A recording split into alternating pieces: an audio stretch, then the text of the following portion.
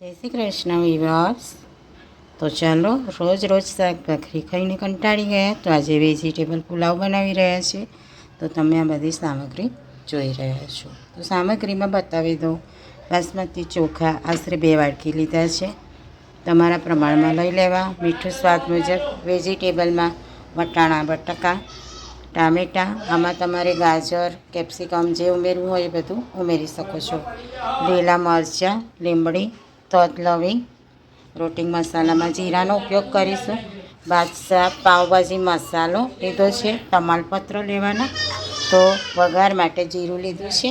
હવે આપણે સ્ટાર્ટ કરીશું। તેલ મૂકી દીધું છે, તેલ તપી જાય એટલે જીરાનો વઘાર મૂકીશું।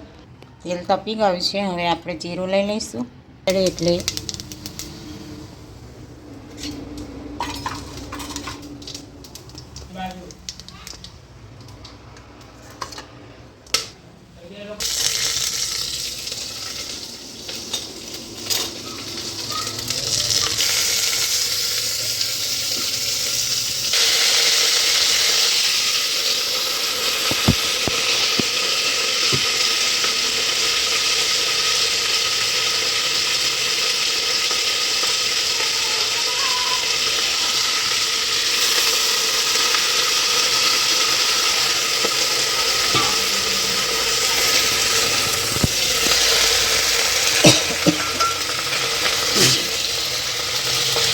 ગાજર ટામેટાં વટાણા બટાકા વાવ લવિંગ તજ।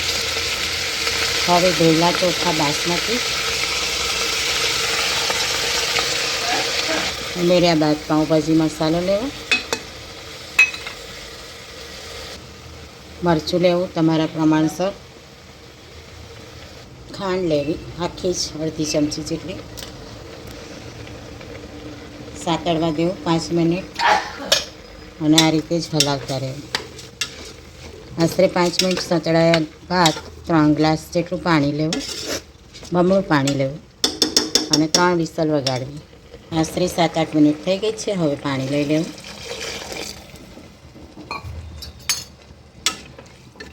આ રીતે હલાવી દેવું। 3 સીટીમાં પુલાવ તૈયાર થઈ જશે। તેને કઢી અથવા વઘારેલી છાશ સાથે અથવા એકલો પણ પુલાવ ખાઈ શકો છો। ધાણાથી ગાર્નિશિંગ કરીને સર્વ કરવો। તો કુકર વાસી દીધું છે, હવે 3 વિસલમાં તૈયાર। તો ચાલો સૌ સાથે મળીને જમી લઈએ। પુલાવ કઢી, પુલાવ છાશ અથવા એકલો પુલાવ કેવી લાગી રેસીપી? લાઈક કરજો, શેર કરજો અને કોમેન્ટ કરજો। જય શ્રી કૃષ્ણ।